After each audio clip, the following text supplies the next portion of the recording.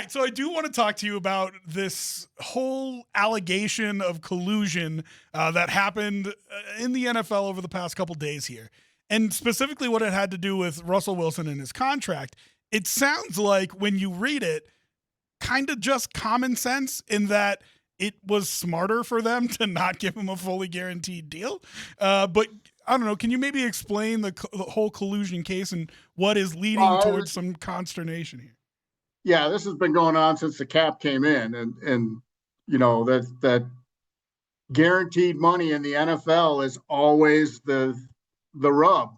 It's baseball. If you're a pitcher and you sign a contract, it's fully guaranteed, and it doesn't matter if you need Tommy John surgery after your first start.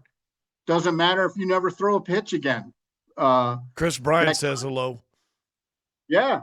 And I think NBA, there's far more guaranteed money, but the NFL has the biggest rosters, twice as many players as a hockey team. It's bigger.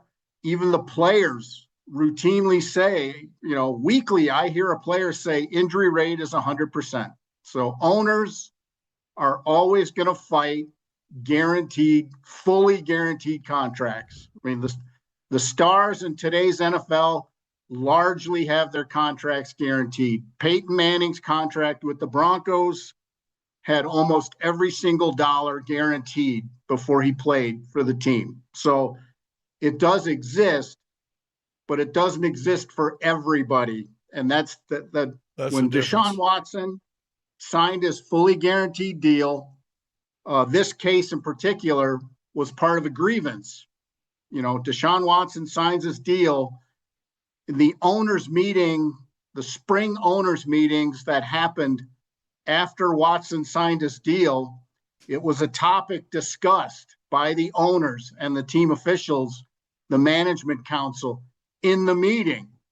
So the Players Association later filed a grievance that, hey, you can't talk about limiting salary or, get together on that. The league gave presentations of guaranteed money through the years and all of those things. And eventually this grievance, which was from 2022, makes it to the arbitrator because that's how they've agreed to settle things. And the arbitrator said, yeah, they talked about colluding, certainly. But they didn't meet all of the criteria that you could rule it as collusion. But he did say, yeah, they certainly talked about it. And with the intent of limiting salaries. So that's as far as it went. There's sort of, in the legal world, there's sort of three elements to collusion, to getting together and limiting salaries, which is a violation of the CBA and federal law. This arbitrator said they met one of the three requirements, and that, specifically that the Lamar Jackson, Russell Wilson, and Kyler Murray, the three quarterbacks who signed immediately after Watson, did not get guaranteed deals. That was part of the fully guaranteed deals. That was part of the grievance. The irony of it from the Broncos' perspective is that the Russell Wilson deal is widely considered one of the worst deals in the history of sports. And it almost makes the Broncos come out looking like they won the deal now that we know that Russ was asking for $350 million fully guaranteed. But there was one other aspect of this that I found fascinating. There was an email from Greg Penner to George Paton, I believe, in which it was just a line, and it said, still has 2 years left on the deal. Why not wait? I found that interesting. George Paton did survive giving out one of the worst deals of all time. And now we know that the owner was encouraging him to wait on the deal. Does that make it any more surprising to you that George Paton kept his job? No, it doesn't, Tyler, because again, at some point, we don't have all the other correspondence. At some point, George Paton had to go to Greg Penner and say, this is the contract we're offering. And Greg Penner had to say, okay. Yeah. So there was a discussion beyond that email. But there were a lot of people asking that. I know for a fact George Payton even brought it up in a meeting at one point. What are the risks if we wait to do a deal? What does it mean? Will Russell agree to the trade? Because that was a big part of the thing then, was that Russell Wilson had a full no trade clause in his contract, and he wasn't going to waive it without some kind of guarantee that he wasn't going to get a new deal. So it was all part of the same equation. So I wasn't shocked that they found that in Emil, because it was a point of discussion in the building, but even before they made the trade. Hey, going back a little bit to the collusion thing, it's not like the NFL hasn't lost a big collusion case before when it comes to the world of football, and I think their penance was $1. As I remember, the federal judge. That's the original case, Scotty, that created free agency and the salary cap to begin with. I was covering the Steelers back then, and they essentially finished with the best record in the AFC in '92, and I think their entire payroll wasn't even $20 million, and the first salary cap was 34.1, I believe, in 1994. So that just tells you where things were and where they've back gone then. Yeah. But that, again, I think the worst thing for the players in all of this is that the PA participated in keeping this document under wraps.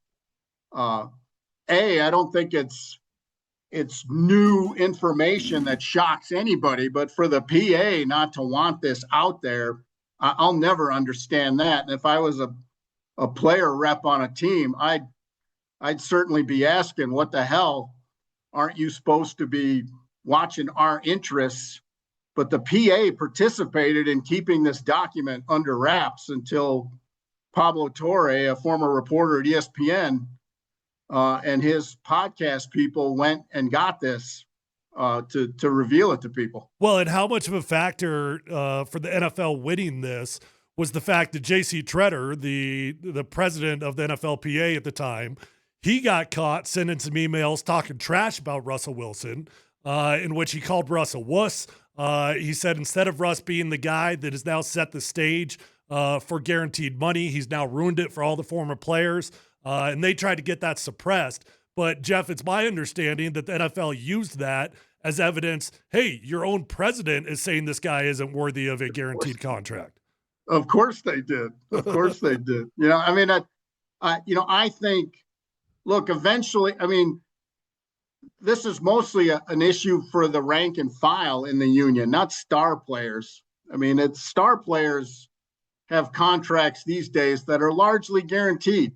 And, they know, Patrick Mahomes knows, Joe Burrow knows, the best players in the league know they're going to get paid. It's all the rest of the guys on the roster that, a lot of things need to happen for, and that fully guaranteed money would be a great thing for those guys. So to me, again, it's just, I'm no labor lawyer and all those things, but if I'm a rank and file member in the NFL, I'm a little peeved, the PA didn't at least throw this document out there and say, see, we got to be on the lookout for them, trying to limit our earning power. But in the big picture, I don't think we should ever be shocked that people running companies don't want to give out more money than they have to.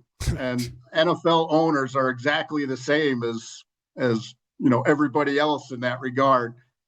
But I also believe if Deshaun Watson, if it was another player that had gotten the fully guaranteed deal and it had worked out, like say it was Mahomes got that deal, I think there would be more of them or more things close to them that exist because it worked. Right. The fact that it's Deshaun Watson, and it will be the all-time worst contract ever handed out in the NFL, that's the immediate argument. If you're negotiating with a player, yeah, you ask us for this, but look what happened to the Browns. they might never win for another decade because of this. So again, it's just like the perfect storm of things. But I am not stunned that NFL owners don't want to pay out more guaranteed money than they have to. So when's the next CBA? Isn't it like 2 years? And does this change anything when it comes to those negotiations?